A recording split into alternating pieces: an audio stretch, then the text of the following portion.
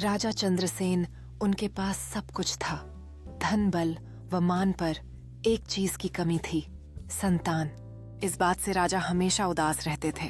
एक दिन एक तपस्वी उनके महल में आए व राजा की चिंता जानकर उन्हें एक जादुई फल भेंट किया। तपस्वी ने कहा, महाराज, इस फल को अपनी तीनों रानियों में बराबर बांटकर खिला दें, आपको पुत्र अवश्य प्राप्त होगा। राजा बहुत खुश हुए और उन्होंने तपस्वी के कहे अनुसार फल के 3 बराबर हिस्से किए। लेकिन उनकी पहली रानी, जो थोड़ी लालची और चालाक स्वभाव की थी, उसने सोचा कि अगर वह फल का ज्यादा बड़ा हिस्सा खाएगी तो उसे ही सबसे पहले या सबसे सुंदर पुत्र होगा। इसलिए उसने अपना हिस्सा खाने के बाद दूसरी रानी के हिस्से में से भी थोड़ा सा खा लिया। दूसरी रानी सीधी सादी थी, उसने अपना बचा हुआ हिस्सा खा लिया। तीसरी रानी ने अपना पूरा हिस्सा बिना किसी लालच के खाया। समय बीता और तीनों रानियां गर्भवती हुईं।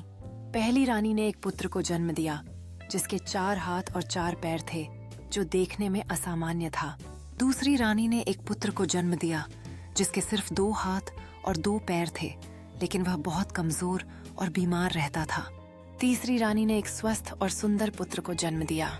राजा चंद्रसेन इन तीनों पुत्रों की विचित्र रूप को देखकर बहुत दुखी हुए। प्रश्न: तीनों में से उत्तराधिकारी कौन है?